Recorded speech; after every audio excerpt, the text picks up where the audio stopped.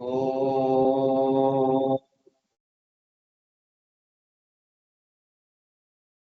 oh,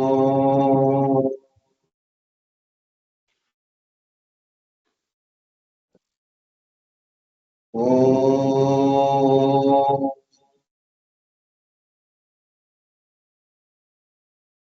Good evening. On behalf of Partha Ghosh Academy of Literature, it's my privilege to welcome you all for this June session of our monthly lecture series. Today is also a very auspicious day. We have the Rath Yatra of Jagannath.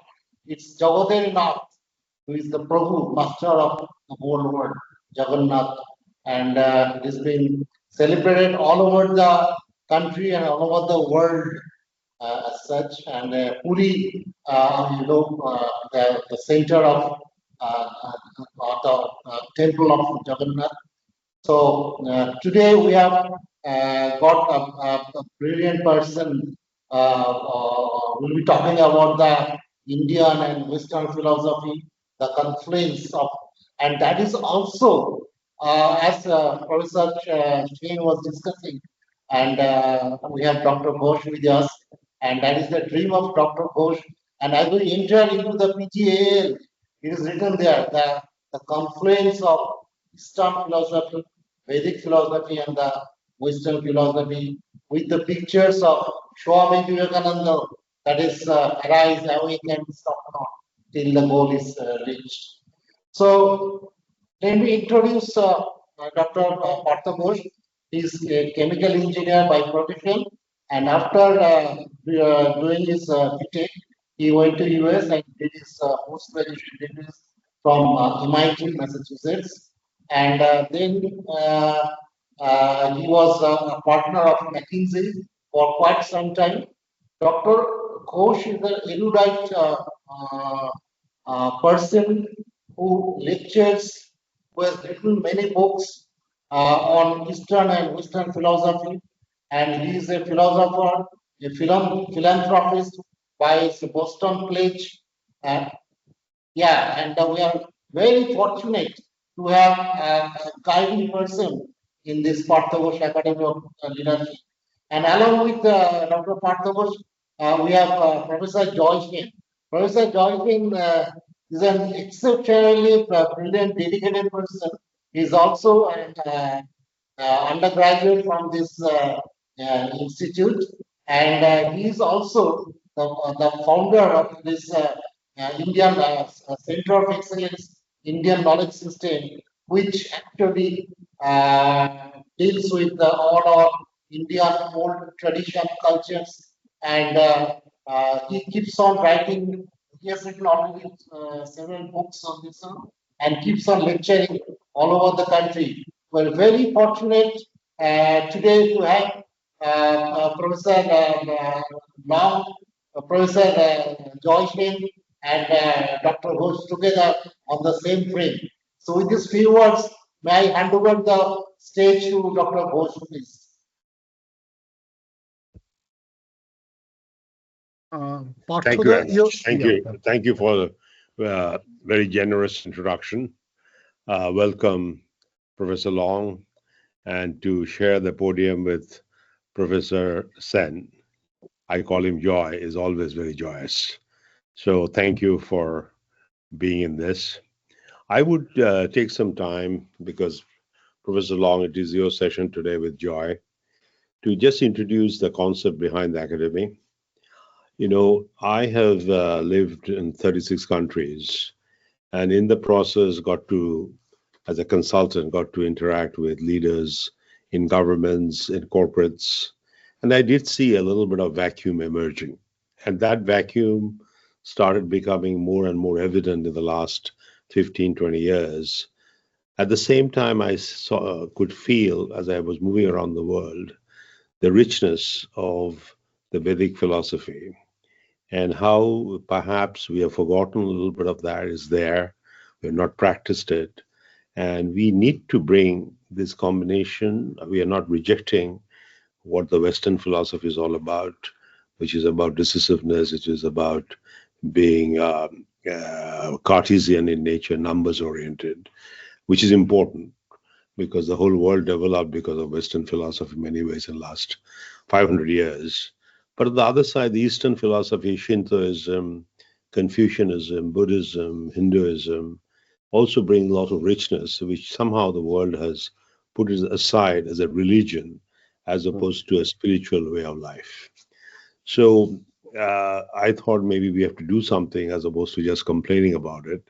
So IIT Kharagpur is a very special place. I am also a graduate from there.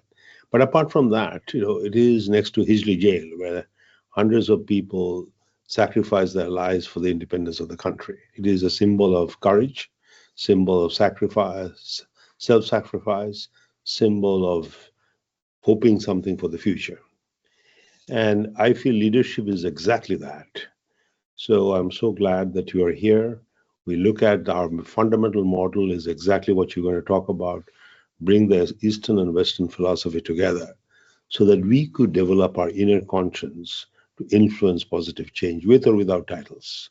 Titles are given to you by someone, taken away by someone, but your inner conscience and the power always stays with you. Mother Teresa, Swami Vivekananda, Netaji, these are great examples. They never were given any titles, but they become Netaji because others call him, or become Swami because others call him. So I feel time has come that we take this step forward. And as Joy was rightly said, it has to be a global effort, global movement. And Joy, given his background in IKS and architecture, he has done all kind of interesting things. It's very difficult to describe Joy. Only thing I feel very joyous when I see him in simple terms. So with that, let me welcome you. And we are really looking forward to this event. Thank you very much. Thank you. So I think with this, it's a great honor and a great task to introduce today's esteemed speaker, Professor Dr. Jeffery D. Long, who needs no introduction. Professor Long has been known in circles in the US, across continents and around the world for his fantastic interface that he has created through his works, through his books, through his writings, through his lectures, in bringing and harmonizing different philosophies together as one body of thought. And why is it so? I was going through his papers, because in the center of everything is a truth which is already embedded inside a human being, something which is potentially divine. And the goal is to manifest it by different means, whether that means comes from the West or from the East, or a little bit of the East with more of the West, or a little bit of the West with more of the East. The combination differs from place to place in time and context. And that is the science of religion and spirituality. And that is the spirituality which has to back up science. So we have one of the most distinguished professors who thinks, works, and preaches along this line. And in his life, he has brought the Western philosophy very close and very interfaced with Indic and Eastern philosophy. Dr. Jeffery D. Long, who is Carl Zeigler Professor of Religion, Philosophy, and Asian Studies. He belongs to the School of Humanities and Arts, Elizabethtown, which is in Pennsylvania and US. And we are just recollecting because I share a little dot at Iowa, which is Midwest, and it's just next to Missouri, where Professor Long also belongs. So that makes the two of us Guru Bhais, what we call brothers from the same region. I think the universal brotherhood of man, which was just a few days back, is a dream that we must dream. I have a dream, as said Martin Luther the Jr. So we all have a dream, and the dream is to impart the freedom that an average humanity deserves and looks for. So Professor Long's work is absolutely momentous, and it's huge. And he has books which has traded a huge readership across the world. Just to mention a few: Discovering Indian Philosophy, which has been published by Bloomsbury; Hinduism in America, A Convergence of Worlds, published by Bloomsbury again in 2020; A Historical Dictionary of Hinduism, which is published by Scarecrow Press in 2011; Jainism, an Introduction, published in London by I.B. Torres 2009; A Vision for Hinduism Beyond Hindu Nationalism, also at London, I.B. Torres 2007, just to name a few amongst many books, many monographs, and many papers that he has given us, he has gifted us, just not through his intellect, but through his deep spirituality, which is a level higher and bigger and deeper than intellectual foundations. So I think today we have the pleasure, an immense pleasure, to have Professor Long to talk on one of the most momentous and coveted subject of acceptance and controversy, which is Indian and Western philosophy. What are the points of convergence? Where do they meet? And what are the points of conflict? Where they don't meet and then they should not meet, rather, because each has its own freedom and each has its own way of expression.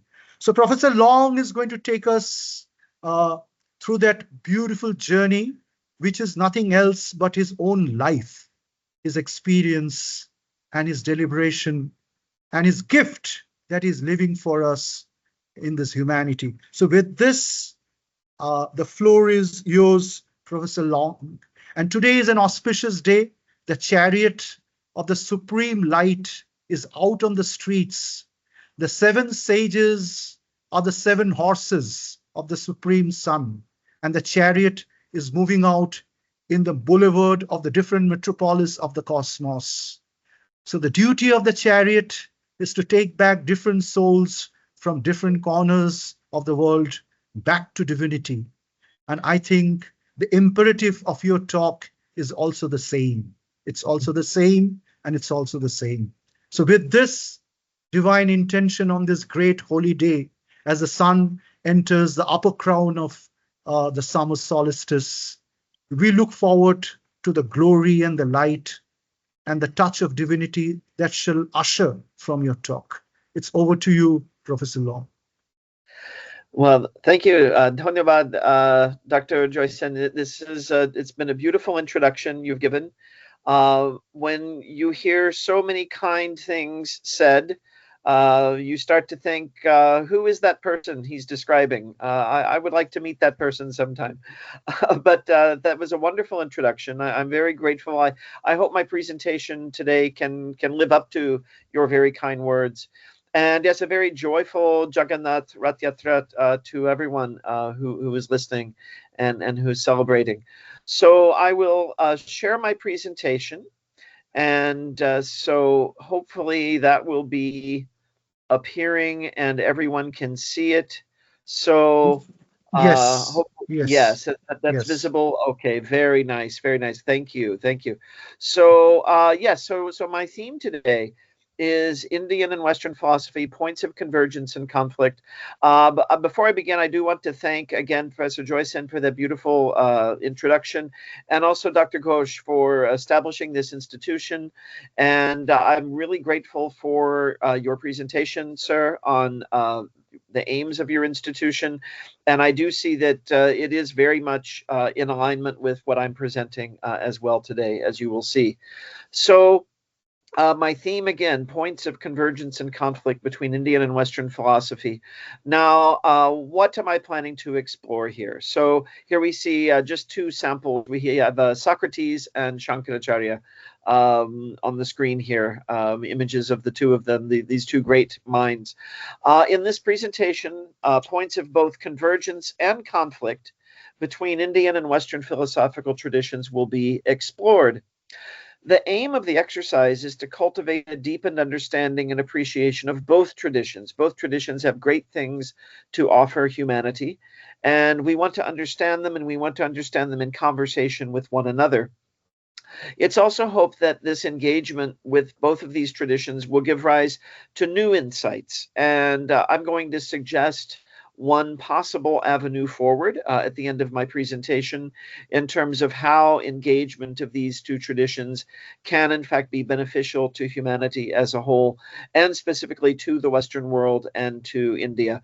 But increasingly, all of our worlds are very closely connected, very closely tied, and it's really impossible to separate any of them. Quick disclaimer before I begin. It is impossible to cover two complex sets of philosophies.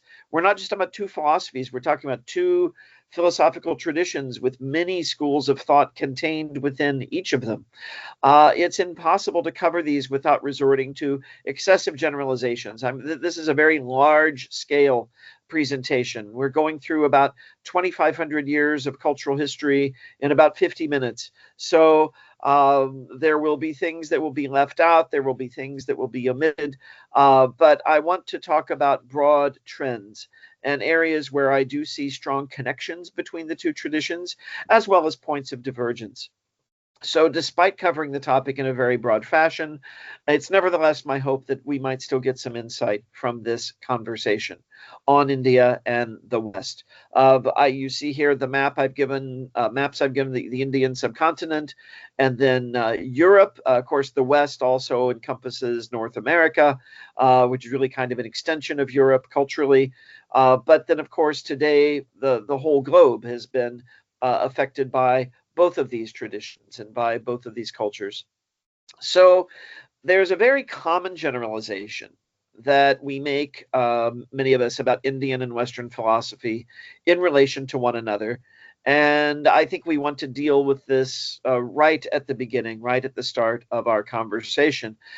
This is the idea that Indian philosophy is basically spiritual and Western philosophy is materialistic. Now, while it cannot be denied that the exploration of consciousness has been a more central theme of Indian philosophy throughout its existence than of Western philosophy, and that the exploration of the material world, culminating in the scientific revolution, has been a more central theme of Western thought, this difference should not be exaggerated. In other words, there are strong streams of understanding of the material world and of science in India, and there are very powerful streams of spiritual thought in the West. So these are big generalizations. We tend to say, oh, India is spiritual, the West is material. Like most stereotypes, there's some truth in it. Again, as a point of emphasis, we could say that spiritual life has been more central in Indian systems of thought, and that the material world has been more central, we could say, in Western thought. But we don't want to push that dichotomy too hard, because certainly there are significant exceptions in both directions. There have been plenty of Western thinkers, such as Plato, who have emphasized spiritual themes in their philosophies. Plato was all about achieving what he called the vision of the good. I think this is his version of moksha. And to him, philosophy was really aimed at that realization. And there have been plenty of Indian thinkers, such as Chanakya, who have focused on worldly, what we call laukika in Sanskrit, themes. So we can't say that Plato is material and Chanakya spiritual just because one is Western and one is Indian. That's too simplistic. Similarly, there have been long periods of Western history where spiritual concerns predominated. The long period of what we call the Middle Ages was heavily focused on spirituality, religion, theology. And similarly, there's been considerable scientific advancement in India, especially in the areas of mathematics, medicine, metallurgy, astronomy, and so on. So we've established that, right, that we can't generalize too much about the West being materialistic, India being spiritual. Even if we find those larger trends, there are very substantial exceptions to that. Now, when we're talking about specifically philosophy, one of the first things you learn in philosophy in India or the West is you have to define your terms, right? You have to understand what it is that you are discussing and describing. So what is philosophy? What do we mean in the Western sense? And then what do we mean in the traditional Indian sense? Philosophy, from the Greek philosophia, means love of wisdom. And the classical definition given by Aristotle is that it is the search for knowledge for its own sake. When you do philosophy on this Western Aristotelian understanding, you're not trying to get knowledge for some purpose. You're trying to get knowledge because knowledge is itself an intrinsic good. And that knowledge can be applied in all kinds of ways, but that application is not the business of philosophy. The business of philosophy is knowledge as such, knowledge itself. Now, many other definitions have emerged through the centuries in the Western discourse. A definition of which I'm particularly fond from William James is that philosophy is a particularly stubborn effort to think clearly. And I think that is also a good characterization of philosophy, that part of the quest for knowledge, if we can combine those two definitions, is clarifying our thought process. We use speech in everyday life in ways that are very inexact, and they are sufficient for our day-to-day needs, but they won't necessarily help us uncover the true nature of reality, the true nature of existence, the true nature of knowledge. And so in philosophy, we seek precision, and this is a very important part of philosophy in India as well, but it's been really kind of the defining characteristic of Western philosophy. In India, darshana, or worldview, is a very common synonym used for philosophy, and it is the pursuit of knowledge for the sake of human well-being. So the goal of pursuing knowledge is not abstracted typically in Indian thought from a goal toward which it is aimed. And so it is pursuit of knowledge for the sake of human well-being. And this is understood in terms of the four purusharthas, that is the aims of human existence. So dharma, which encompasses concepts of goodness, duty, order, justice, sometimes used to translate religion. I don't think that's a great translation. But basically, when we're talking about the field of ethics and responsibility and the good life, we're talking about dharma. Then there is kama, sensory enjoyment, and that's a whole subfield of Indian philosophy. And you have texts like the Kama Sutra and things like Natya Shastra and so on that get into aesthetic enjoyment, sensory enjoyment. And this is a good of human existence. It's not something that is seen as intrinsically bad or problematic. But in order to have kama, you also need some means of acquiring it. So you have artha, wealth, also the power to attain one's goals. And of course, this is a considerable field of Indian philosophy as well. We have the Arthashastra. I already mentioned Chanakya a moment ago. And so there's philosophy aimed at securing our position in the world and acquiring wealth. And of course, traditionally in Indian philosophy, in most schools of thought at least, both kama and artha are subordinated to dharma. And if we think in terms of the larger Indic worldview that's shared by most of the philosophical systems, we're all operating within the field of karma and rebirth. So our actions have effects. And if we pursue enjoyment or if we pursue wealth or power, heedless of dharma, then we're going to come to great harm. And of course, this is greatly illustrated in texts like the Ramayana, the Mahabharata, which are texts of dharma, essentially. And they show how characters who pursue harmful ends come to a bad fate. And then those who pursue the good and uphold duty, then good eventually comes to them as well. So we need to live our lives in terms of dharma. So this is a hierarchical ranking. There's a reason why dharma is listed first, right? First, do no harm, right? First, do good. First, do your duty.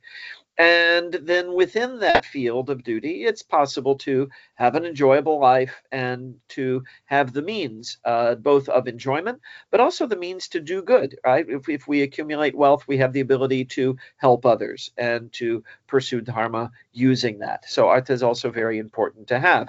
Economic development is valued. And then finally, we have sort of the crowning glory, really, of the Purusharthas is the idea of moksha, liberation from suffering, which means liberation from the cycle of rebirth, right? So the first three Purusharthas really sort of define the field of human activity, and then moksha points beyond that to something even greater, to something that is unlike kama and artha, right, which are ephemeral. Moksha is eternal, right? When you become free from the cycle of rebirth, when you become liberated, you're no longer bound to the cycles of time, space, and causation. And much of Indian philosophy is actually aimed at that goal. If we look at the traditional systems of Indian philosophy, dharma is very much the preoccupation of the Mimamsa school. It's touched upon by other schools of thought, most certainly, but it's a special, I would say, preoccupation of the Mimamsa school. But most of the other schools of thought are focused primarily on moksha. If we look at Sankhya, yoga, they are aimed at moksha. Vedanta, of course, is aimed at moksha. The Jain and Buddhist traditions are aimed at moksha. The Ajivika tradition, when it still existed, was aimed at moksha. And even Nyaya and Vaisheshika, even though they sort of, their preoccupation seems very much to be with logic and with the makeup of the physical world, if you look at their respective sutras, their ultimate aim is seen to be moksha, and that is the purpose of acquiring knowledge, even what we might think of as this worldly knowledge. So these are the aims toward which Indian philosophy is focused. Despite their different starting points, that is, the pursuit of knowledge for its own sake in the West, and the pursuit of knowledge for the greater good in India, both Indian philosophy, darshana, and Western philosophy focus on many of the same topics. And this is why I think we can call darshana philosophy without any difficulty. There used to be a time when this would be questioned.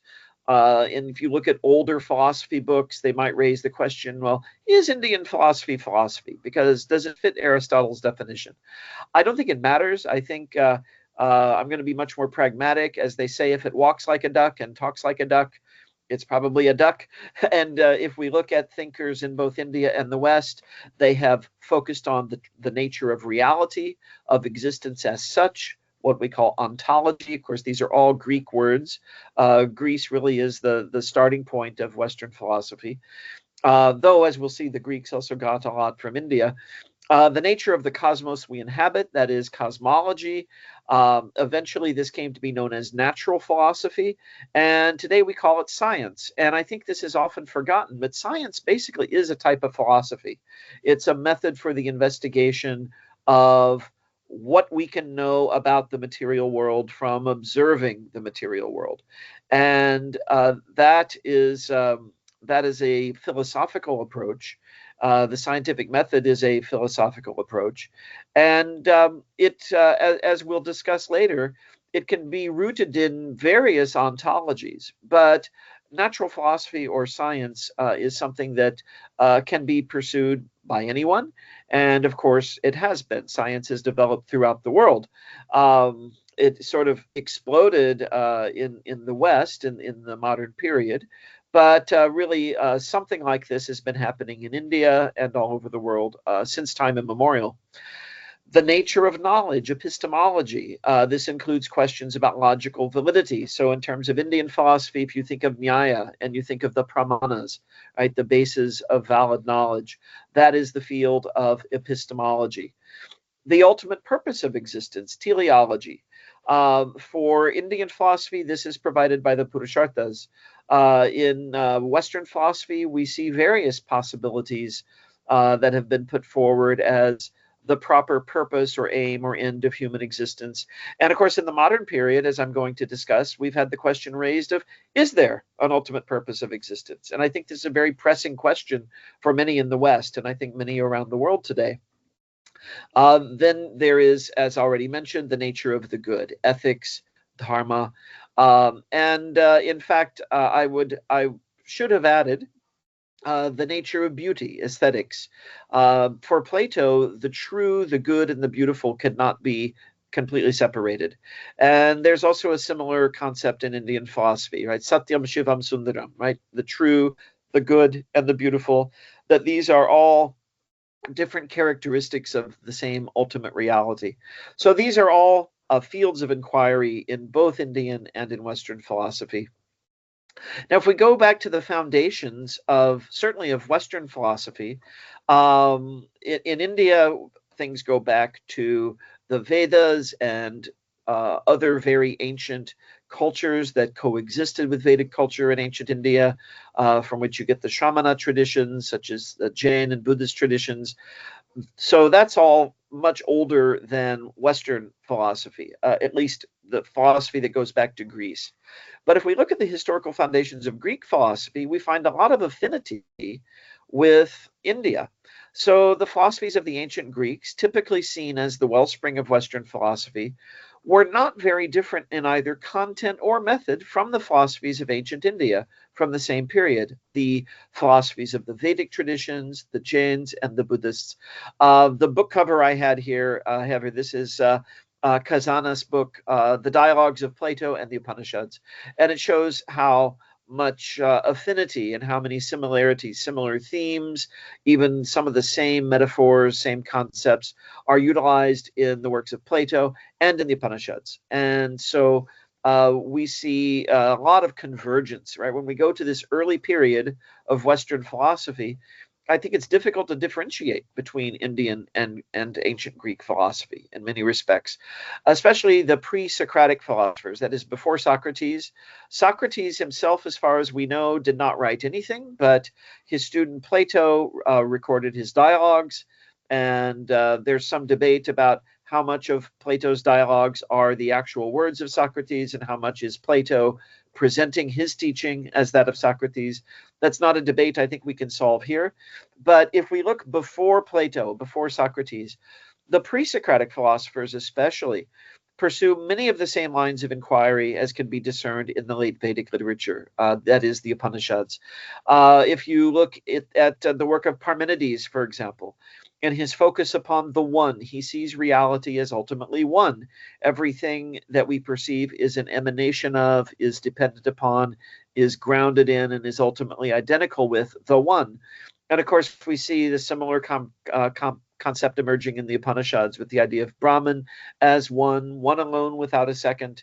And all this indeed is Brahman. Everything has come from the one. So that's very similar to what Parmenides says. Heraclitus reminds us of Buddhism. He talks about the impermanent, ephemeral nature of phenomenal experience. His famous metaphor that you cannot step in the same river twice, right? The water that is sweeping over your feet at one moment is different at the next moment because the first water has already gone downstream. This is new water coming. In the same way, all of our experiences make us new and different from moment to moment. So that's very much like Buddhism. Pythagoras, I think Pythagoras is very Jain in many respects, also very Vedic in others. And if we look at Pythagoras in particular, his connections with India, in fact, are quite striking. He lived in the 6th century BCE, so that places him around the time of Mahavira and the Buddha based on traditional dating systems. And he taught a philosophy with many similarities to Indian systems of thought, including a concept of rebirth. You also see these terms reincarnation, this Greek word metempsychosis or transmigration, but we're essentially talking about consciousness passing from one body, one lifetime to another. An endorsement of a vegetarian diet. Pythagoras and his followers all were strict vegetarians. And also, so these two elements remind us a lot of the Jain tradition. but also contemplation of mathematical and geometric forms as a type of spiritual practice. This was a big focus of Pythagoras. And this has similarities to Vedic reflections on the design of fire altars, which also were to be memorized and internalized and reflected upon. There is the so-called Pythagorean theorem. I say so-called because it's actually there in the Shulba Sutras, which explain the design of the Vedic fire altars, and that predates Pythagoras. And there's also a popular belief that Pythagoras actually traveled to India. And this is not impossible. There was extensive trade between the ancient Mediterranean world and ancient India, both overland via the Persian Empire, but also by sea through the Red Sea and what would later be called the Arabian Sea. There was a lot of trade, a lot of exchange. And of course, this, in fact, came to be even more the case during the Roman period. Large amounts of Roman coins have been found in southern India. We have Roman authors such as Pliny reporting to the emperor about all of the trade with India, the amount of money that's going to India for luxury goods. So people were very aware of India in the West at this time. And Pythagoras is an early indicator of that. Plato, too, coming after Pythagoras, taught many ideas with close resemblances to ideas held in Indian philosophy. And even though we could say Plato's guru, if you will, was Socrates, there's a lot of influence of Pythagoras on Plato. And he either had some connection with the Pythagorean school at some point in his life, or those ideas had simply spread out into the wider culture from the Pythagorean school. But Plato, you find in the dialogues a lot of elements that are similar to Indian philosophy. He affirms the concept of rebirth very explicitly, and also a concept akin to karma. He talks about what's usually translated as justice in the 10th book of the Republic. It is justice that determines the nature of one's next rebirth. There's also, according to Plato, a sojourn between lifetimes in either a heavenly or a hellish realm. We see this in Hinduism as well. For example, you look in the Mahabharata, and there's the idea of Svarg, heaven, but you also have Narak or Patala, as it's also called, the hellish realms. And that's also there in Plato. Unlike later Christian formulations of heaven and hell, these are not eternal realms. One is there till one has, in a sense, you could say, used up one's good or bad karma, or Plato would say, so long as justice dictates. And then one returns back to the material world, back to the physical world in a form. And among the forms that souls can take, it's not only human beings. He talks about a king who chooses to be reborn as a swan, for example.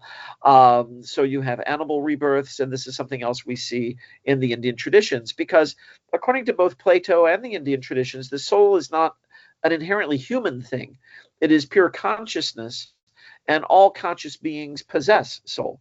Or rather, we should say all conscious beings are souls. They possess bodies. I was reading Marcus Aurelius recently, the Roman emperor, who is also a philosopher, Stoic philosopher. There's a great quote that reminds me of Indian philosophy there. He says, we are souls who are carrying around corpses with us. And the corpses, of course, refer to our bodies, the bodies that we inhabit or identify with from lifetime to lifetime. He said, the soul is carrying this corpse around. And eventually we drop that and go on to our next life and ultimately to moksha. So we see these ideas also very present in Plato.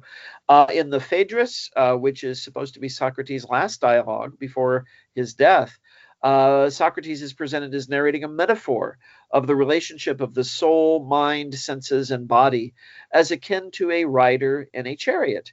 And this metaphor is almost identical to one found in the Katha Upanishad. If you look in the Katha Upanishad, the same metaphor is given, that the body is like a chariot, the soul is the rider in the chariot, the mind is the driver, the senses are the horses and that drive the chariot, and so on.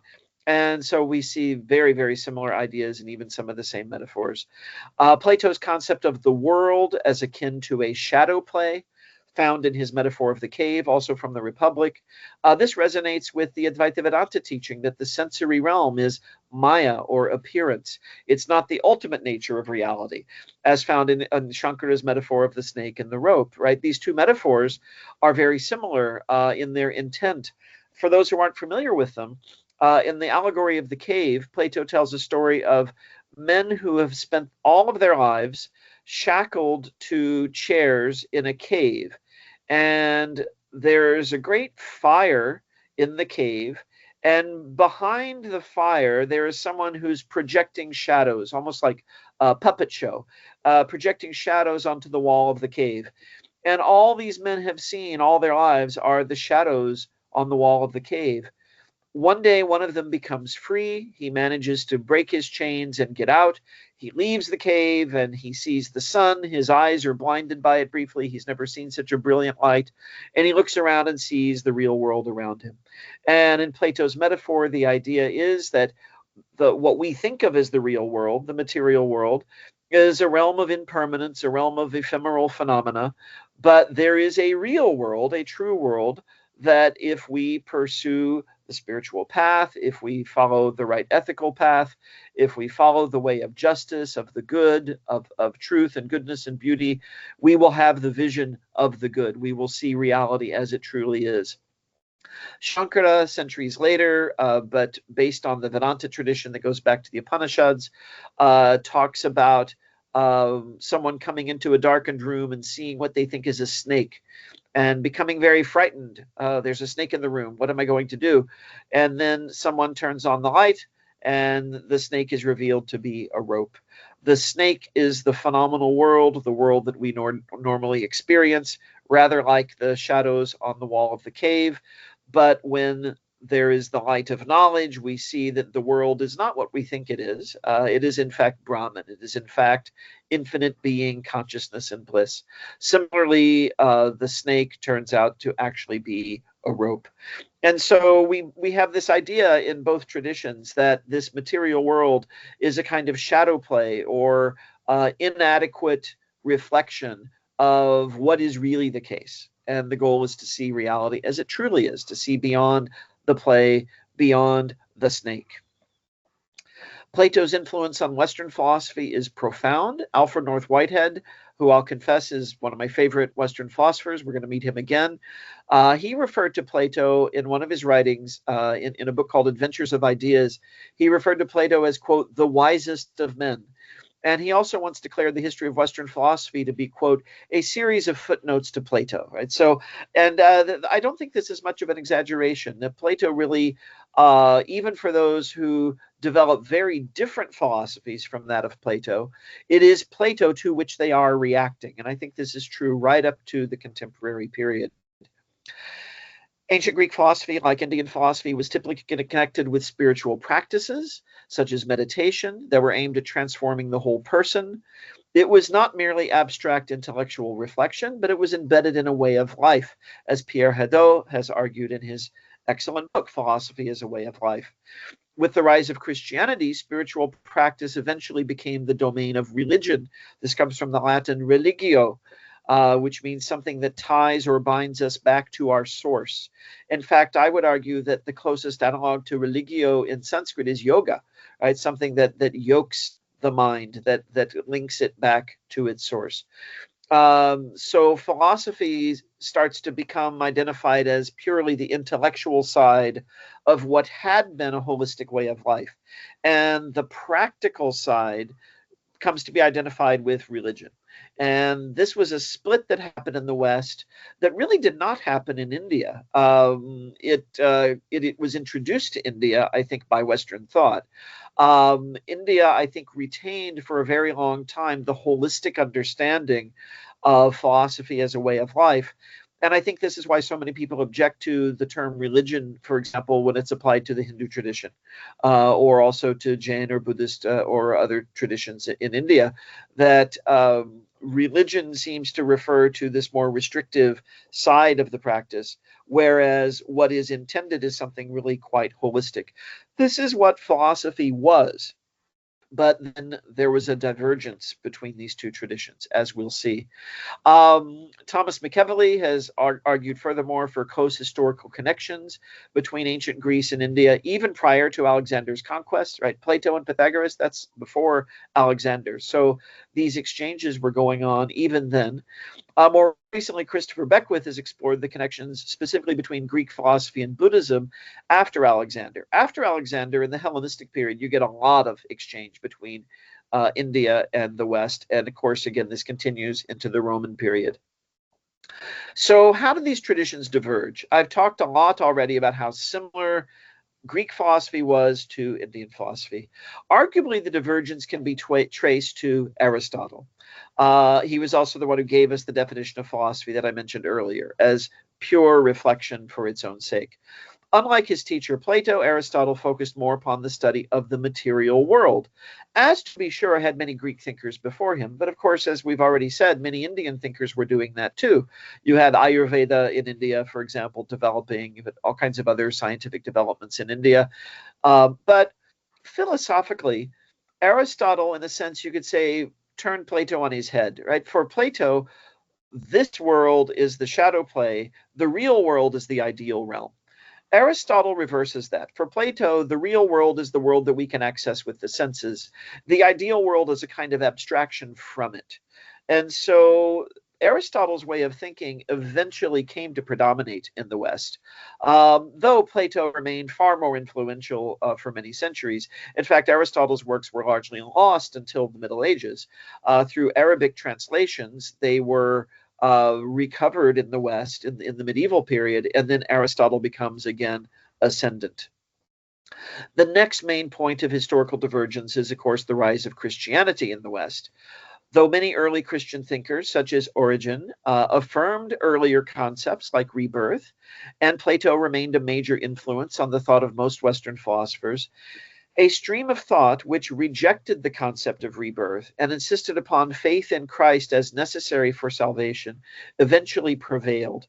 Now, many of you may see this slide and think, well, isn't that just what Christianity is? Not originally. Christianity, it's more accurate to say there were Christianities in the early period. There was a whole tradition which is now referred to as Gnostic Christianity, which scholar Elaine Pagels has pointed out has profound affinities with both Hindu and Buddhist thought. In those frames of thinking, Christ is not the one and only Savior in whom one must believe in order to escape damnation. He is more like an enlightened being who shows us the way by living that way. And if we live in the same way, then we also will find enlightenment. And so it's much closer to that. But what emerged as Christian orthodoxy, and eventually, because it was persuasive to the Roman emperors, was not necessarily what early Christians believed. And if you go back to thinkers like Origen, who we think is probably really the earliest Christian theologian, he talks about rebirth.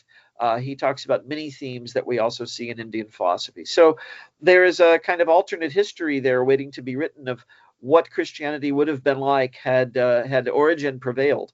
But that was not to be the case. The task of philosophy under Christianity came to be seen as being to serve and support Christian faith, with an emphasis emerging on themes like proofs for the existence of God and also the harmonization of faith and reason. And these become the preoccupation of the medieval period. These were major themes for Christian thinkers like St. Anselm of Canterbury, who lived from the 11th and into the 12th century of the Common Era, and St. Thomas Aquinas, who lived in the 13th century of the Common Era. But on my next slide, I'm going to put a question mark here. Are these really points of divergence? It seems that in some ways Christianity diverges greatly from the Indian model of thought, but then when the philosophical reflection begins, there's a reconnection with many themes that we also see in India, and we also see Indian philosophy continuing to evolve and develop in particular ways. So the themes of proof of the existence of God and the compatibility of faith and reason, and even some of the specific arguments made in favor of them, have close parallels in the thought of Indian philosophers in the Nyaya and Vedanta traditions during the same period. The Nyayikas also produced arguments for the existence of Ishvara. So you have thinkers like Gangesha, Udyotakara, and so forth, who put forth these arguments very, very close to things we see in Anselm and Aquinas for the existence of a supreme being, right, a supreme personal deity. And then you have those who argued, like Shankara, for the harmony of Vedic authority, the Shabda Pramana, and other sources of knowledge, such as sensory perception, that is pratyaksha, and logical inference, anumana. So the arguments that Thomas Aquinas and Shankara make are very, very parallel. In the case of Aquinas, he argues that, first he says faith and reason have both been given by God, so they cannot conflict. And then to demonstrate the harmony, he says, faith, and by which he means divine revelation, something like Shabda Pramana, reveals things that reason alone could not have arrived at.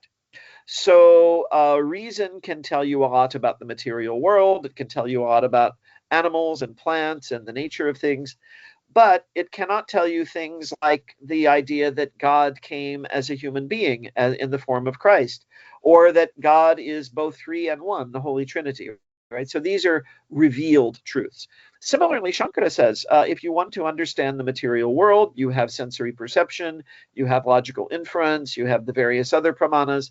Shabda Pramana tells you that Atman and Brahman are one, and you would not arrive at that without the aid of the Shabda Pramana, according to Shankara, at least according to the writings that are regarded most authoritatively as being Shankara's. So they basically have the same argument. You need some outside revelation to tell you the things you need to know for your spiritual life. And so there's actually, this is more of a convergence, I would say, than a divergence, though the specific shabda to which they're each pointing is different, right? Aquinas is pointing to the Bible and the Christian tradition, and Shankara is pointing to the Upanishads and the wider Vedic literature and tradition. The question of, well, which shabda is correct, that's the kind of question that comes up in the modern period, and that leads to the modern period, we'll see. And speaking of the modern period, here we come. The most recent point of divergence is, I would say, materialism as the dominant assumption of Western philosophy.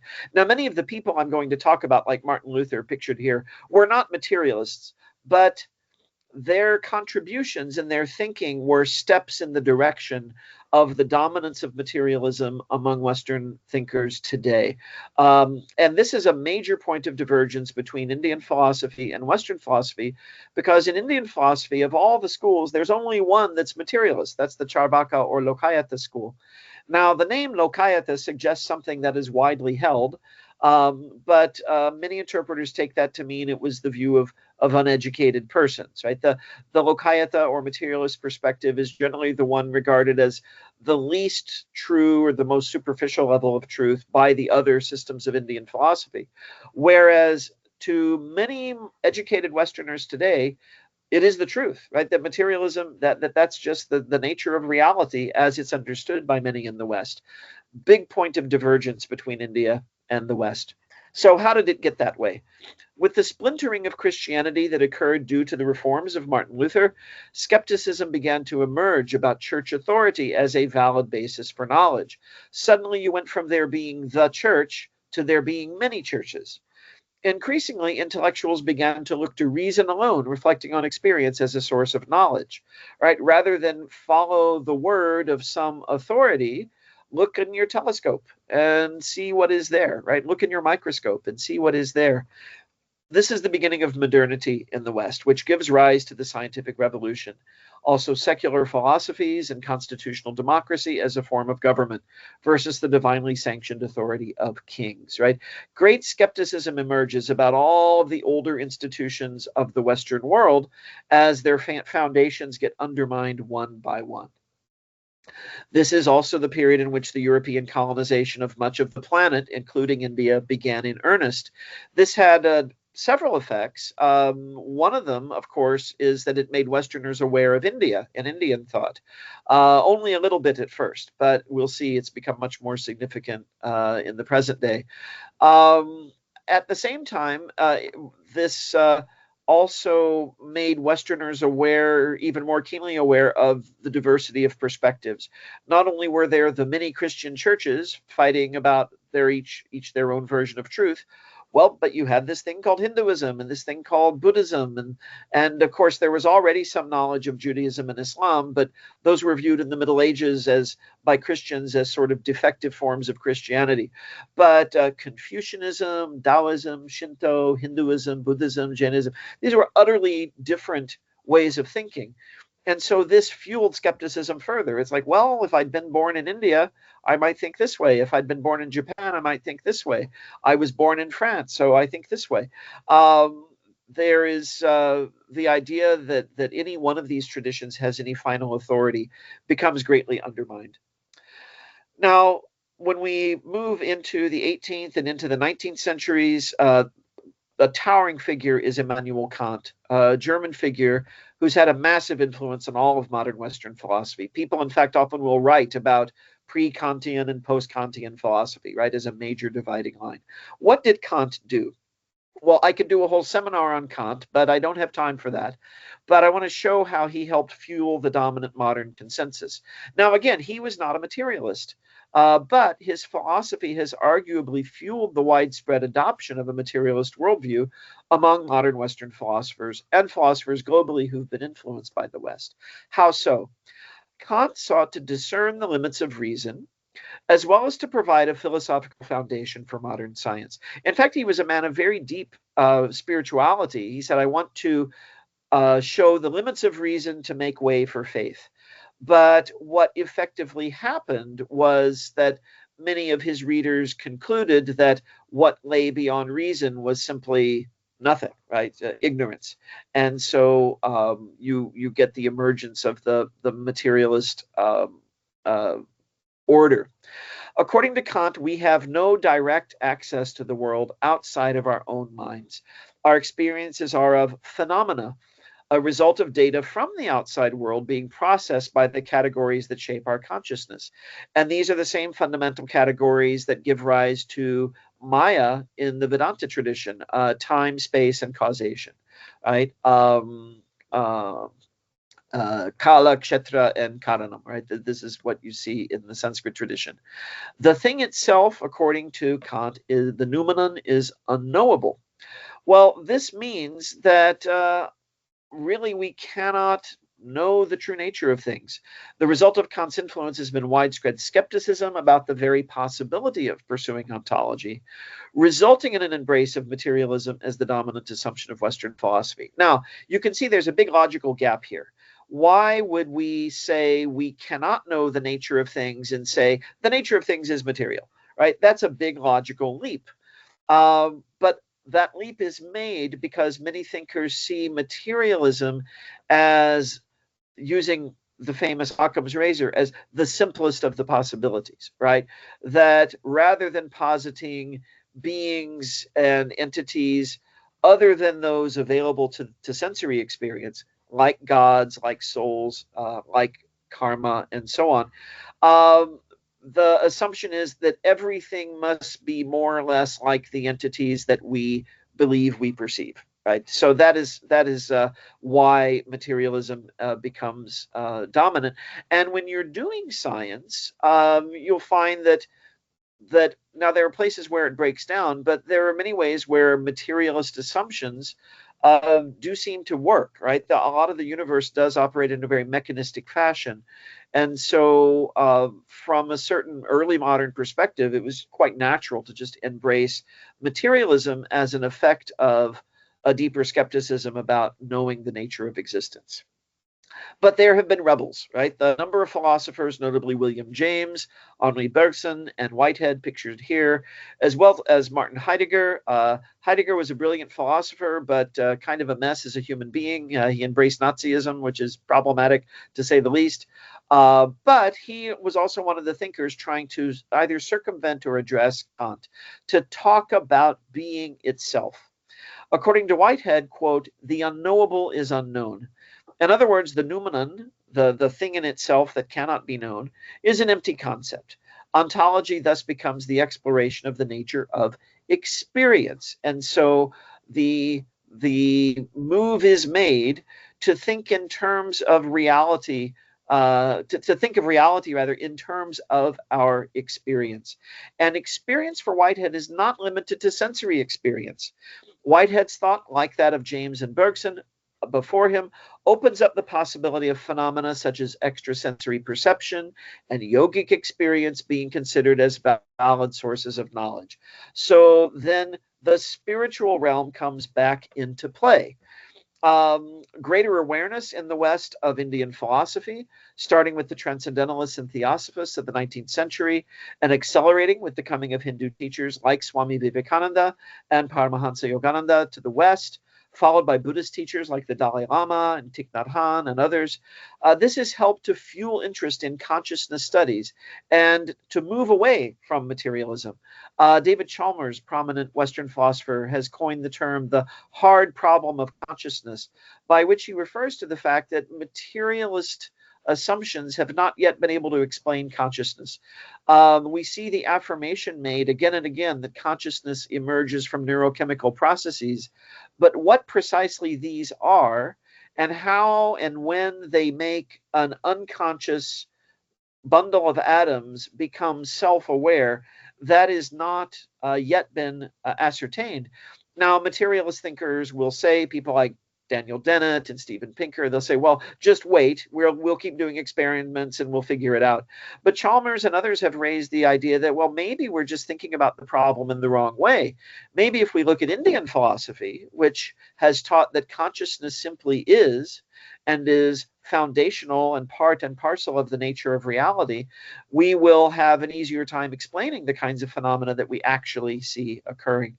And when you get to more kind of unusual phenomena, like past life memory in children, for example, this becomes a harder and harder argument to ignore, right? That materialism just is not adequate as a model of reality, unless you do what some thinkers have been doing more recently, which is just radically redefine materialism so that it becomes a conscious substance. Well, then you're no longer materialist in the old-fashioned sense. Greater awareness, again, has fueled, greater awareness of Indian philosophy has fueled the movement of going beyond materialism, as have developments in quantum physics. Quantum physics just doesn't make sense in classical materialist terms. But as a physicist friend of mine says, the math works. So we have to go with it, right? And the math is very suggestive of a conscious universe. And this, again, is consistent with Indian philosophy. Another very important movement in the West that is relevant here is postmodernity or postmodernism. I have here an example of a surrealist painting. This is nicely characteristic of the postmodern sensibility.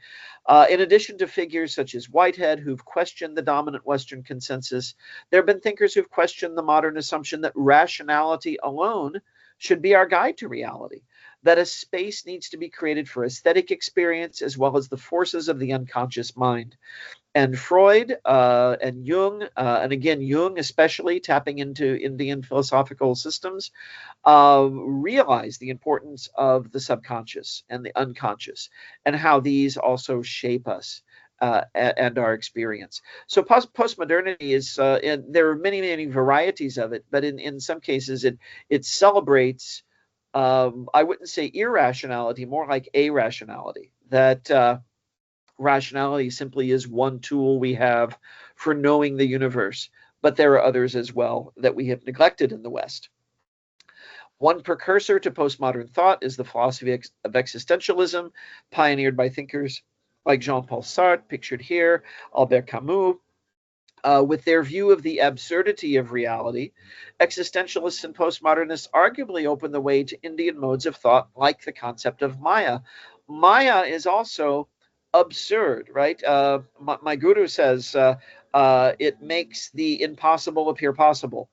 And so it's very, very similar, I think, to ideas of the absurdity of existence that you see in a lot of postmodern thought. Absent, however, of the idea of an ultimate reality, such as Satchidananda, underlying the absurd realm of Maya, or of appearance, these philosophies arguably tend toward despair and nihilism. And I think that's where the West is now. The freedom they promise simply becomes the unbridled pursuit of kama and artha, which really is a type of bondage from the perspective of most systems of Indian philosophy, right? We become slaves to our appetites because, according to this way of thinking, there simply is nothing else. And based on that, we exploit the environment, we exploit one another. And of course, India's had the whole experience of colonization and is very aware of what emerges from the adoption of such a philosophy. At the same time, from the Indian side, thinkers such as Sri Aurobindo, building on the work of Swami Vivekananda, have argued that the emphasis in Indian thought on the spiritual realm needs to be complemented by the mastery of the material world that has been made possible by Western thought. India was highly developed materially at one time, was one of the wealthiest nations on earth for most of history. It lost its way at some point, according to many Indian thinkers, according to Vivekananda, according to Aurobindo, and many others. I think there are complex historical reasons for this. I don't blame Indian philosophy or Hinduism or any of the traditions for this. I think a lot of it has to do with colonization. But the tools that were available to the West in the process of colonization emerged from a very deep understanding of the material world, which is something that the West has mastered well. So we're kind of going back to our stereotypes that we started with at the beginning of the session. Again, not to reinforce those stereotypes, but Aurobindo basically saying the strength of India has been its delving into the realm of consciousness, which is just what the West needs right now. And the West has been really good at developing technology and understanding of the physical world, which, especially when Aurobindo was alive, during and just after colonization of India, was what India needed very much. And India continues to develop, of course, in those areas very much today. But we still have problems in the West. The Western world is currently in the midst of a mental health crisis. Older systems of thought that were once seen as giving meaning to life, such as those associated with Christianity, older organizations like the church, these have been discredited in the minds of many. I can say, even just in my short career, 25 years ago, my students overwhelmingly identified themselves as Christian. Now most of them identify themselves as non-religious and want really nothing to do with Christianity. So for a variety of complex reasons, it has been discredited, but nothing has replaced it, right? Materialist and nihilist philosophies have failed to fill the void of meaning left behind after the so-called death of God, right? This is a term that comes from Nietzsche, who is another pivotal figure in the development of postmodern thought. Since at least the 1960s, a growing number of people, I say at least because there are precursors going back to the 19th century, but a growing number of people in the West have begun to turn to Indian modalities of thought and practice in a search for a meaningful life that is at once based in reason and yet open to spiritual realities. The hope underlying this presentation is that greater mutual understanding can help to show ways in which Western and Indian philosophy can complement and complete one another, leading to a more holistic understanding of reality and a more humane global civilization. So that is the end of my formal presentation, and we can move on to the next phase, which I think may be some discussion. Absolutely, Professor. And it was more than a delight. It has been Satchidananda. There was a touch of honesty. There was a touch of embrace. And I think most important of all, there was a touch of giving respect to different systems of the world and how they need each other to form one ever dynamic organic whole, the Shakti of the world, whether you call it Durga or you call it Gaya of Greece. It doesn't matter. What matters is something that you said. I mean, the concern. And I think it was a brilliant presentation. I don't want to make a summary right now because we have an august audience here. Everybody understands almost everything. But I think the coverage of your presentation was like a synopsis of global philosophy with the two wings, the left and the right. the East and the West. But the bird which needs to fly in the sky of freedom, acceptance, and assimilation needs both the wings, both the wings. Without any one of the wing, the bird falls on the ground. And I think your presentation was a certitude of that. And at a very personal level, Professor Long, what I liked, because I'm a very humble student of Western philosophy also. I have read a couple of times the history of Western philosophy by Bertrand Russell. And through Russell, about 35 years back, I got attracted to the Orphic philosophers of Milesia and pre-Olympian Greece.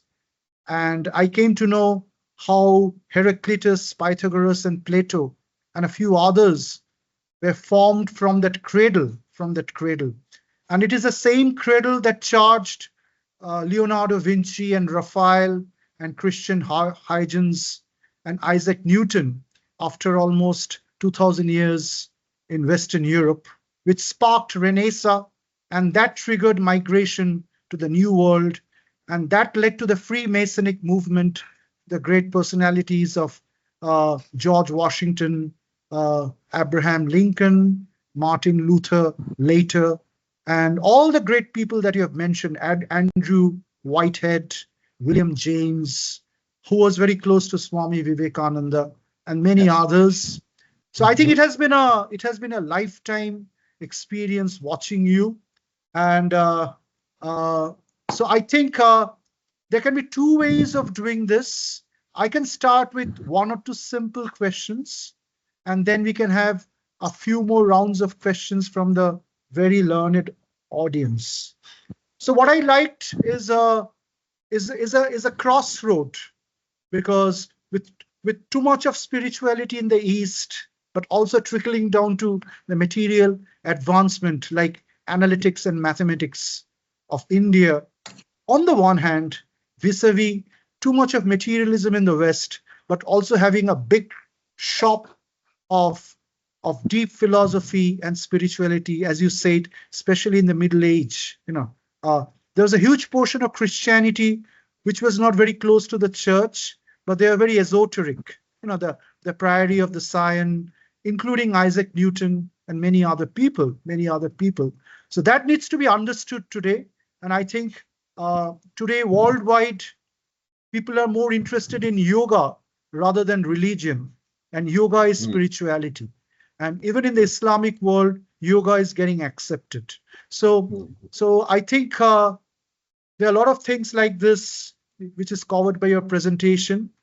And it looks like a conflict to begin with.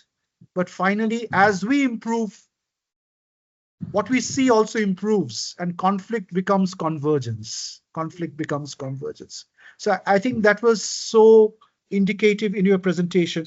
What I like to have a very quick clarification from you is the trouble that we have in this sphere about two things: the difference between what you call dharma in the East and the word religion, which binds into an institution. That is one binary which does not go very well. And the other binary is what we mean by science, as driven by the Cartesian reductionist principle in the West, vis-a-vis the new science that is emerging, which is quantum sciences, relativistic sciences, and the deep sciences, including the AI, which is more evident on what I call randomized variables. And randomized variables is essentially not a left brain thinking. It's actually a right brain thinking. So AI is more close to meditation than it's close to reductionist analytics. So these are beautiful things which are happening in the world. The little that I know, Professor Long, So we wish to have a few words of light, a few words of clarity from you in these two binaries, one in religion and dharma, the other in old science vis-a-vis new science that's emerging. Okay, very good. So I can say a little bit about both. In terms of dharma and religion, yes, I think dharma is a much more comprehensive term than religion. again, religion has gone through a number of contortions of meaning through time, because the original religio, the original Latin meaning, referred essentially to rituals that one performed in honor of ancestors and deities. And that was religio. And then when the Christian tradition emerged, it took on a different meaning. It began to refer to specific organized groups of ascetics within the Catholic Church. So you have the Benedictines, the Jesuits, the Franciscans, etc. And adopting monastic life came to be referred to as the religious life. And I grew up in the Catholic tradition, and I remember that meaning still being used, right? If you were intent on priesthood or becoming a monk or a nun, they said, oh, you were going for the religious life. And then when the modern period arises, you get different forms of Christianity, Protestantism, the various schools of Protestantism, the Catholic Church.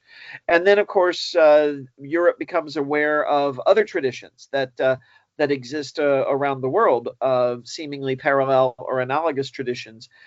You get the idea of religions in the plural, right? Well, what scholars now what we call the world religions paradigm. And the problem we have, I think, stems from this, that the term religion, because it comes from the Christian and ultimately the European context, presupposes a basic structure that is essentially a Christian structure. So if you have a religion, you have to have a God, you have to have a church, you have to have a scripture. These are all very heavily loaded Christian terms. And so the search is on for the Hindu or Buddhist or Confucian equivalent of those things. And this can involve a lot of distortion. And for example, I was a reader on a very good doctoral dissertation recently from the University of Ghent in Belgium, and Marianne Keppens, it's been published. And she argues that thinking of Veda as scripture has caused all kinds of misunderstanding about the Veda.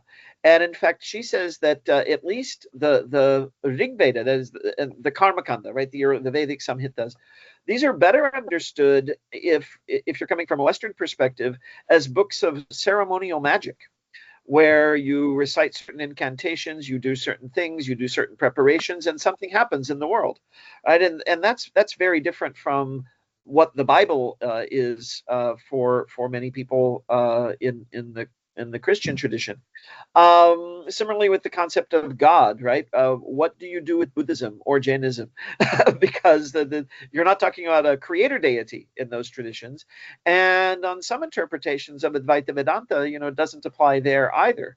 So the personal Ishvara from an Advaita perspective is not the fullness of Brahman any more than the world is. So I think what we have is this term which there's been an attempt to stretch its meaning so that it can encompass all of these phenomena that are related to sacred realities. So that's what scholars more or less mean by religion. But even among scholars, we're not very happy with the word. In fact, I read a book not long ago. The author was arguing that we should do away with the term religious studies and call what we do cultural studies. And he was making a very persuasive case for that. The other country with which I'm familiar, and you and I were discussing before the session, is Japan. If you ask the average Japanese person, are you religious? They'll say, no, not religious. In fact, most Japanese people describe themselves as not religious. If you go to Japan, you'll see the temples and shrines, the Buddhist temples, the Shinto shrines are packed with people. And they're not all tourists, right? There are devotees. There are people who are there to make offerings. There are people who are there to pray, to meditate, to be in the presence of something sacred. It looks a lot like what many scholars of religion would call religion. But there's an insistence of many Japanese people like, no, we're not religious. But we wouldn't think of going to the Shinto shrine or going to the Buddhist temple. So what's happening? Well, what's happening is that I think the term is being rejected, because it carries so much baggage that just does not apply to traditions around the world. And so I think we're in the midst of a transition. I was just talking with a friend of mine, a fellow scholar in my field, and we've been leaning more toward using the term worldview to talk about what we study. And that's a nice translation of darshana, because a worldview is a comprehensive picture of reality. It's how you understand ontology, cosmology, ethics. It's all built into the worldview. And it can involve a practical dimension as well, a practice of, say, meditation, a practice of prayer, and so on. But it doesn't carry the baggage of religion. So I think, yeah, we're beginning to see, or we've already, maybe it's already happened, that this term religion has outlived its usefulness. But of course, it takes a long time for this to seep into the popular consciousness. So we're still in that transitional phase now. In terms of science, too, I think we're also in a transitional phase. When many people think of the scientific worldview, they assume it's a materialist worldview. And again, very sort of Cartesian and Newtonian in many respects. And there was a good book I was looking at recently, which was arguing that the worldview that is prominent among educated people who are not physicists is basically a 17th century worldview. Right? As if you've got, these atoms, these particles, and they're sort of colliding, and that's making things happen. And that's actually, science has gone far beyond that. Quantum is not dealing in that kind of universe at all. So I think the real cutting edge in the West in terms of the convergence of science, philosophy, values, and so is really what's been happening in the realm of physics. It's quite revolutionary. And again, it takes time to seep out into the popular consciousness. Well, that's wonderful. I mean, what we learn from you are two important phrases or terms. Both the worlds are in transition. And Yes. These two transitions is around human consciousness. So which means the human consciousness is in transition, whether it's in the world of science or in the world of religion. So that means the final note is very hopeful, because transition means expansion, and expansion means life. It's not death. And so that means in the 22nd to 23rd century, we shall be harboring on a much better world with much better synthesis, assimilation, and understanding. I think we should have some questions from our audience here. Dr. Bharadwaj is here. Can you hear me, sir? Yes, I can. It's a wonderful, We've been working on philosophy to understand things in a different manner altogether. We've been working on spiritual literacy for digital age based on science and logic without mentioning any religion. So what we have done here is just a small little aspect so that I can get in touch with you and send you more details about it. Now, the point is that we are considering the whole cosmos as one living entity, having three basics. One is floating material bodies made out of 100 and odd elements. So how these elements came up, right? So we would like to add up Higgs boson in that how the first atom came up and how two hydrogen atoms fused together created helium. Helium, hydrogen fused together created the first galaxy of suns. As per in Indian religions, the first knowledge was given to the sun god. No, let me explain that this is what is a floating material bodies made out of 100 and odd elements. The second energy, which is running the whole cosmos through gravitational magnetic fields, I would like to call it as universal mind, embedded with information systems like 2G, 3G, 6G, internet, chemistry, physics, maths, including the laws of nature. If the apple falls, the Newton calculates the laws of nature, physics, etc. comes in. Now, the third thing is particle and wave theory. We would like to add up here because the science could prove that the particle behaves intelligently. So the creation is an intelligent design, I would like to say here. Even a blade of grass is intelligently designed. So there got to be an intelligent being who's doing it all. So with particle and wave theory, we are trying to explain that is what is energizing the quantum field, which is running the gravitational magnetic fields and energizing each atom. So this is a living entity, and we are all part of that. All living entities are part of that. So I would like to say that you are a soul. As per Indian philosophy, we consider that God was one and alone. and it became from one to many, ekam bahusham. So now we are all part of that, and we acquired the mind from the universal mind in the form of causal mind and created a causal body like Ardhanareshwar, half man and half woman. And then we refined it further. We means the soul. Refined it further into astral mind and astral body with a blueprint from a single cell to the human body, crossing 8.4 million species, all those genetic information is available now, how much it matches with the monkeys and with the apes and all. And this is how the genetic information of rebirth, etc., is also there. So this is how the human beings came up after the apes. And we were living in tribes and fighting with each other, and we became selfish. Till now, we are multiplied selfish people. But all these philosophies, religious philosophies, and all the scholars which are talking about this is something wonderful to understand about consciousness. So what we are saying, that the soul is a creative intelligence, part of the totality of consciousness, with its outer expression as attention. And this attention is like an omni-scanner. It's a capable force. It can see and act in all the directions. Even you can know about those that the children are taught about through yoga to get blindfolded and still read a book. I would like to say that this creative intelligence has acquired the mind, because soul I am calling as creative intelligence, which has acquired the mind and created the body.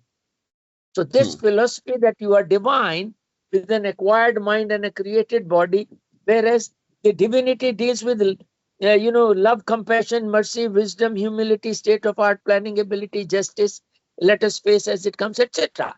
Whereas mind is dealing with information only. That is what is being experienced in the physical body, which is lust, anger, ego, attachment, deceit, fears, and worries. Because the body deals with hunger, clothes, housing, vanities of the world, sex, and sleep. So if we can explain that everybody is divine, then people would like to live with that peace and harmony. So that is what is the aim of the philosophy. Thank you, sir. Thank you. you. Know what you are and yourself. Thank you very much. Yeah, thank you. So we can have one or two more reactions, and then we can have Professor Long. Yeah. Yes, so Naran, Arvind. So can you be short and very quick? So you are audible. You can ask your question. Sir, how can we excel in life considering that we have only 70 years approximately to live? Well, you have, should I respond to that now, or do we want a few more questions? And maybe one more question, or anyone? Okay, I think Professor Long, you can take that question. There is another hand raised. So let me enable his mic. Okay. Dr. Subrata Kumar Devnath. Yes. Yeah, Dr. Devnath, we can have a look. Yes, good afternoon, all of you. As far as I understood, Indian philosophy concerns about mind, Atma, and consciousness. My first question is, what is the scientific definition of mind and consciousness? And my second question is, regarding the Big Bang theory, it is said that after in a certain time, the Big Bang happened, and after that, universe is expanding with an acceleration. Before Big Bang, there was nothing. The question is, how does something can come from nothing? Only something can come from something. Okay. So some very profound thoughts here to respond to. I hope I keep everything in my mind that's been mentioned. Yeah, that's 70 years. 70 years. Yeah. We can take it first. Yeah. Okay. Well, I'll very quickly respond to Dr. Bhardwaj, who spoke first. So I agree profoundly with, I think, just about everything you were saying. I mean, I think this is the direction that we need to be headed. I think I would only add one small point. When you had mentioned intelligent design, and I think it's important to underscore that when we're talking about design, we're not talking about a design being imposed by a designer upon an object, but that this design is inherent, right? That it is immanent, it is within all of us. It is a kind of emerging potential. We have this saying in the Vedanta Society, each being is potentially divine.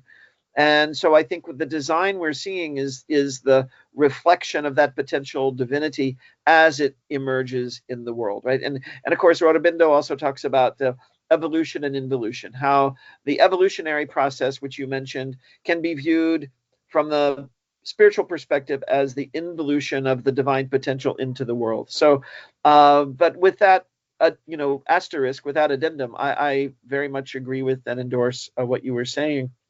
Narayan Arvind has asked this wonderful question: how can we excel in life? Since we only have 70 years, and they go by very fast. I'll tell you, I'm already at 56, and I don't know what happened. So a couple of answers to that. First of all, I think this is an excellent argument for rebirth. We are, I think, driven to be reborn in part by our drive to excel, our desire to be perfect. There's my favorite musical artist, George Harrison, who is heavily influenced by Hinduism. He has a song called "The Art of Dying," and he has a song that we're brought back by our desire to be a perfect entity, right? So we're aiming for perfection, and we maybe don't achieve it in this life, so we come back again and again. Now, how can we approach that? How can we make the best use of our 70 years? So I think this requires, there's this wonderful, Sri Sri Ravi Shankar talks about what he calls the art of living, right? It's really a kind of art that we, on the one hand, I think we need to exert a lot of self-discipline. I think that the people who have followed this path before us have left some excellent advice about what are the good habits that help us to excel physically, intellectually, spiritually. And I would say that the yamas and niyamas of the Yoga Sutra are an excellent guide to the kind of life that we need to follow. Ahimsa, doing minimal harm, telling the truth, not taking what is not ours, etc. Right? Restraining our desires, channeling our desires. I think this is all very important. We also, I think, need to be very honest with ourselves. All the time I am meeting with students who are trying to decide what they want to do with their life. Do they want to be an engineer? Do they want to be an artist? Do they want to be a graphic designer? Do they want to be a writer? Do they want to be a doctor? And what is the thing which, first of all, you are most talented at, that you do very well, and that when you do it, you feel such joy that you don't even feel the passage of time. Right? And I think that this is the key to our swadharma, right? Our purpose in life. And I think that we find this through a process of self-inquiry and self-discernment. And again, another thing I'll say, and we see this in the Dharma Shastras as well, the follow the advice of wise persons. And we're all very blessed to have people in our lives. They might be our elders in our family. They might be our teachers in university. They might be friends that we encounter, but follow their advice. And I one of the best pieces of advice I ever got, and I began to follow it. There were some times in my younger years where I was spending time with some people, and I always felt very depressed after spending time with them. Then the concept of satsang, good company. And so I heard this advice and I took it to heart, and I've followed it, and it's benefited me ever since. And the advice was, spend time with people that you want to be like. Right? You want to be like that person. I really like this quality that this person has. I'll spend time with them. And avoid the people, without judgment or, souring relations, the people that pull you down, the people with negative habits, the people who are, involved in things that are unproductive, and they try to get you involved in that too. It's better to be with good company. So yeah, be with the right people. Be honest with yourself, and follow a reasonably disciplined life. This is what I would suggest. And hopefully your 70 years will be very productive and joyful.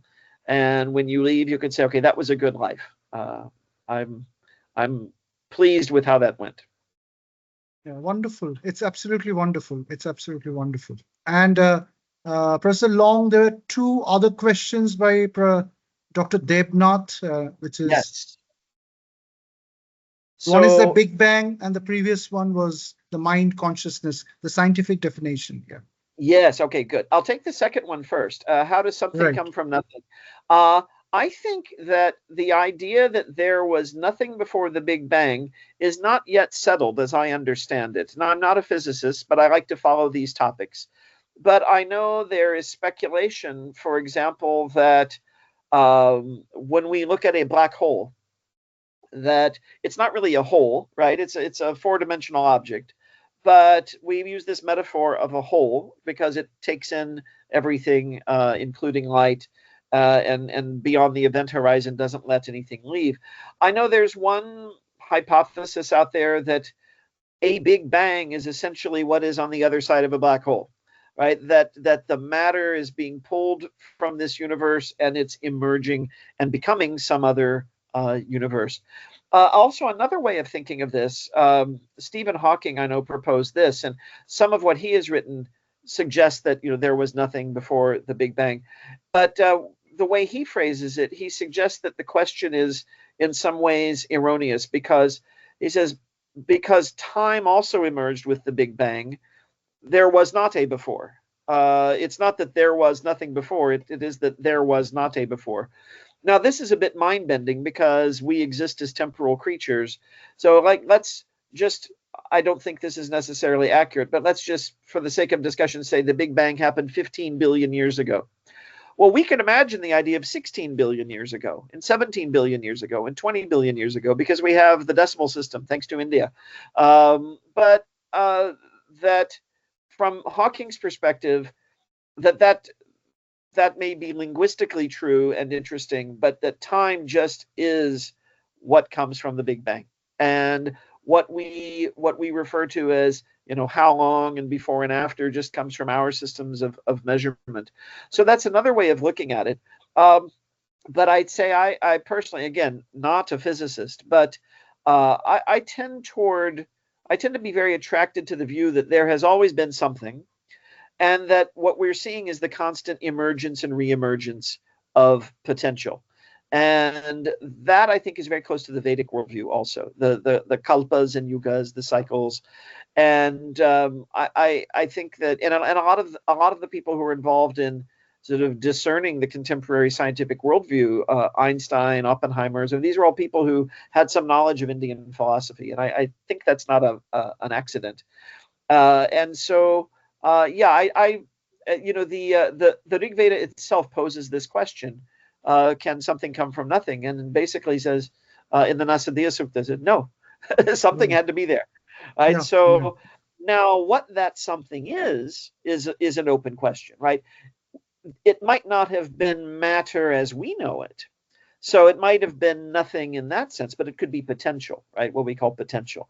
And this kind of goes back to Dr. Bharadwaj's question about divinity as a kind of infinite potential ever emerging in our unfolding multiverse. Now, in terms of scientific definition of mind, first of all, I think because of the materialistic assumptions that many people make, especially in the Western world, this becomes a complex topic because the question becomes, what's the relation between the brain and the mind? And so some people will say, well, the mind just is the brain. But more sophisticated neuroscientists will say, no, there's a distinction because mind is our center of consciousness. It's also the instrument of consciousness, the instrument of intelligence. I think it helps if we shift over to the Indian tradition and we look at manas and buddhi and chitta, right? That these are distinct. That manas, or mind as we translate it, really is the instrument of buddhi, of intellect.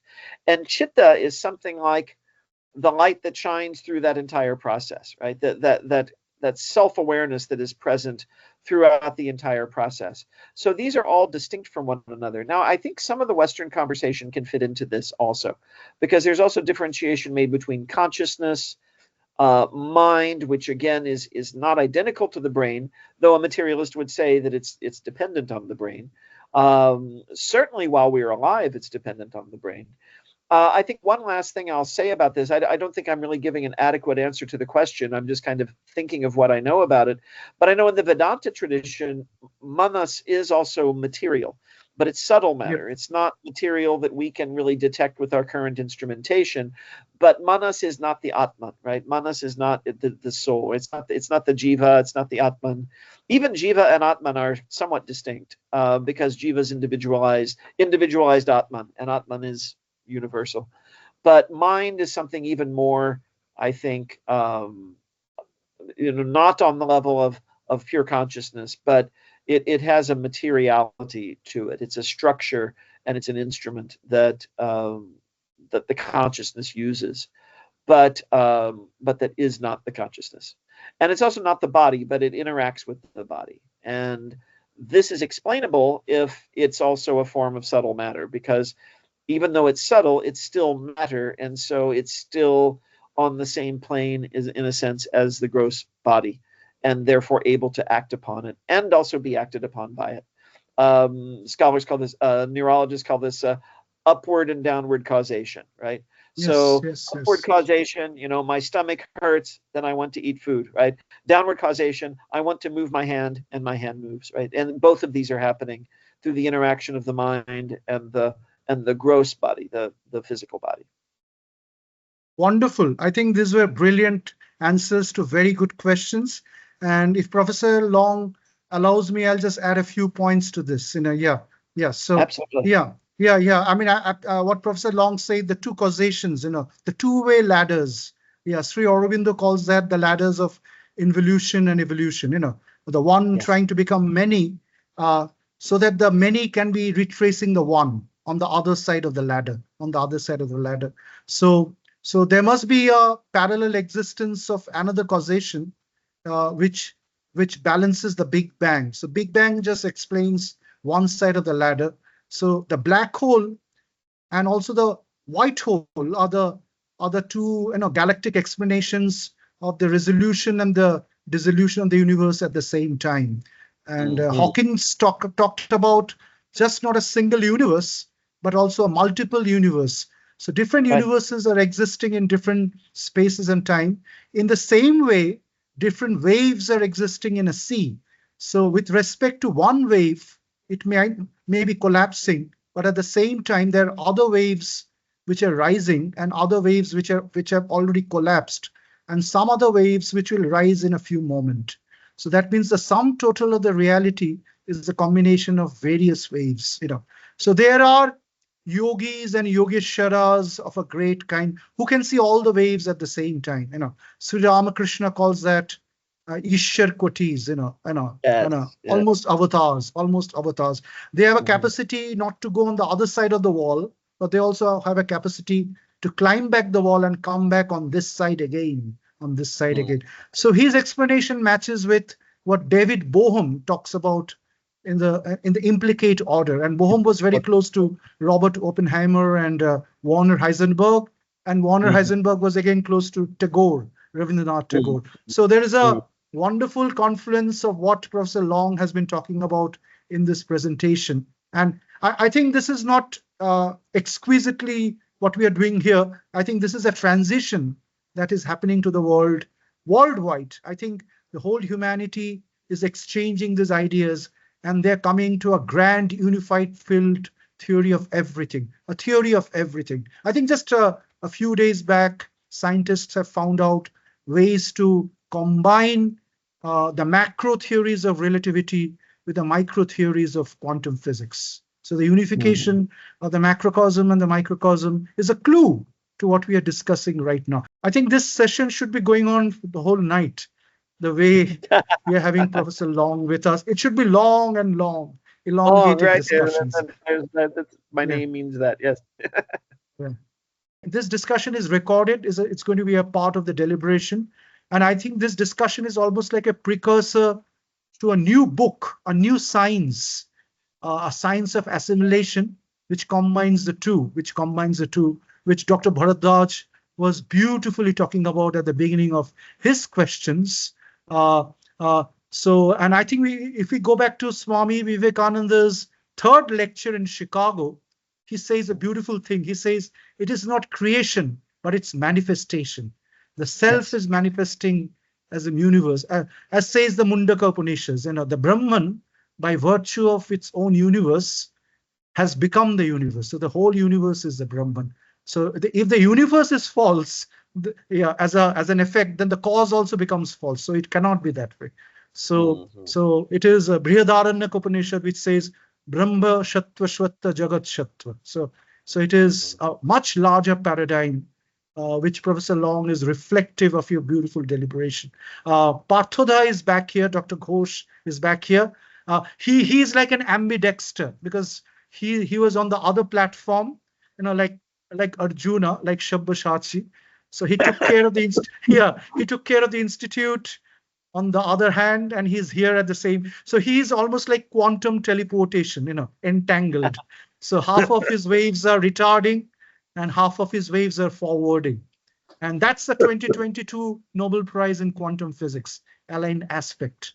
So which is proved, that's the 2022. I think the 2022 Nobel Prize in Quantum Physics by Alan Aspect and Closure and Rellinger is a clue to the unification of deep Indian philosophy, not as a philosophy, but as a way of life, which is yoga, and its collaboration with science.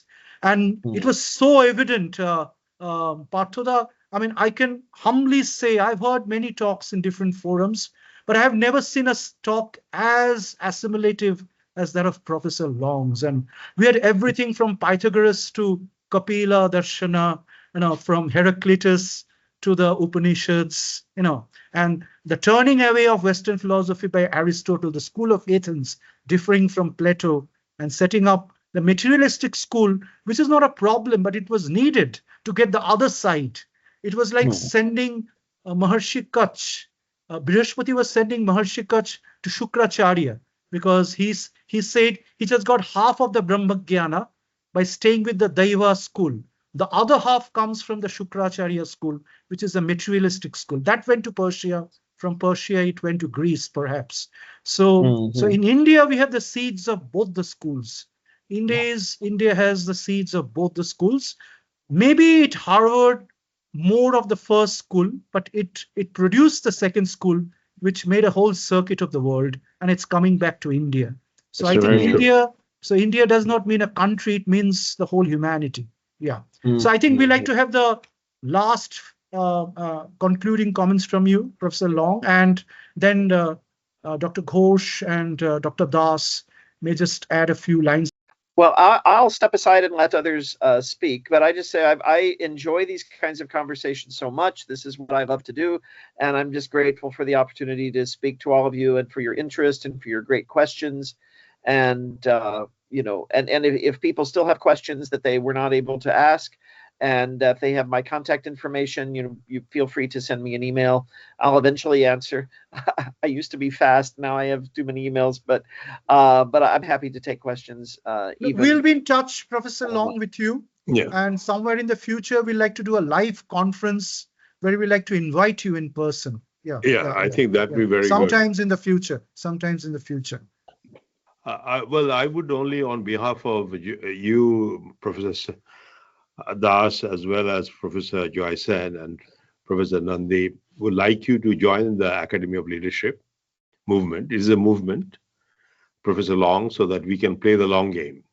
It is a long game, a long movement. We need great ideas. And so on behalf of IIT Kharagpur, if Professor Joysen, Professor Nandi, Professor Das agrees, which I'm sure they will agree, you should join the movement. And we should organize a major conference in the United States, to talk about what we are doing at the Academy of Leadership.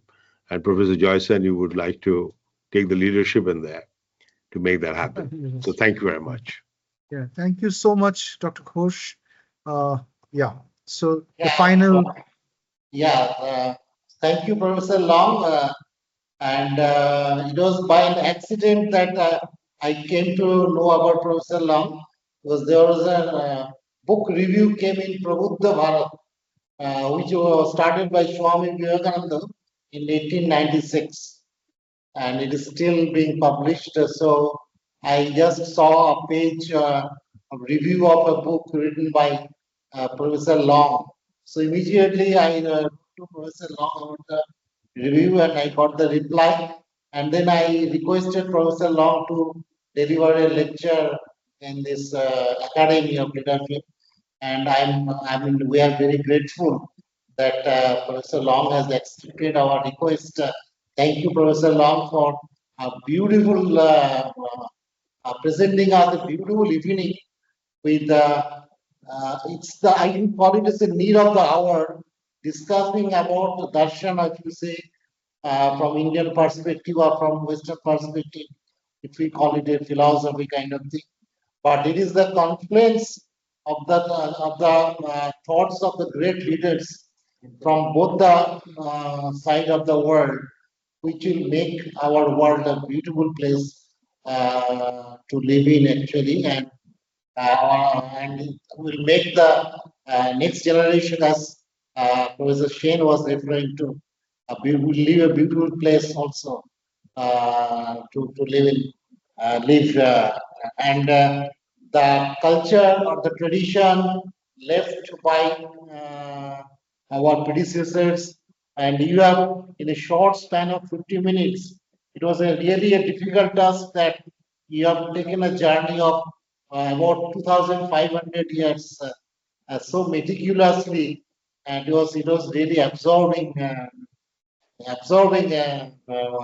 evening. And I'll thank Professor Joshua, who also accepted my request of doing acting as a kind of moderator for this session. So the person has to become the host, and only then the person can speak. Yes. Dr. Partha Ghosh, who is also always an inspiration for us, and as he has mentioned about a kind of maybe a kind of session in the United States sometime, so that we meet together and can discuss for a longer span of time and find out a way to take it as kind of movement, as he was referring to. So with these few words, I again thank Professor Long for this session, and may one wind up today's session with the permissions.